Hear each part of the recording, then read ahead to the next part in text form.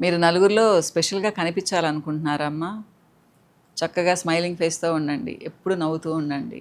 మనిషిని చూస్తే నవ్వండి. అందరిని అని కాదు, తెలిసిన వాళ్ళని చూస్తే.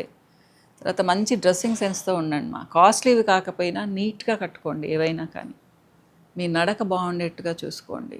మీ సిట్టింగ్ పొజిషన్, కూర్చునే విధానం బాగుండేట్టుగా చూసుకోండి. కళ్ళు కిందకి దించి చూడకండి మా. చక్కగా కళ్ళల్లోకి చూస్తూ మాట్లాడండి. అలానే మీ స్కిన్ నీట్‌గా ఉంచుకోండి. నేనేమి డిఫరెంట్ క్రీమ్స్ వాడమని చెప్పను. ఒక మీగడ రాసుకుంటే కూడా స్కిన్ గ్లోయింగ్గా తయారవుతుంది నార్మల్ స్కిన్ ఉన్నవాళ్ళు. కళ్ళ కింద డార్క్ సర్కిల్స్ లేకుండా, నల్ల ప్యాచులు లేకుండా, డ్రై ప్యాచెస్ లేకుండా చూసుకోండి. మీకు జుట్టు ఉన్నంతలో మంచి హెయిర్ స్టైల్ని ఉండేట్టుగా చూసుకోండి. చేతులు బాగుండేట్టుగా చూసుకోండి.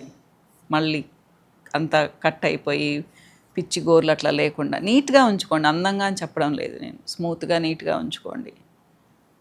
సో మంచి మాటలు మాట్లాడండి. గాసిప్స్ వద్దమ్మా.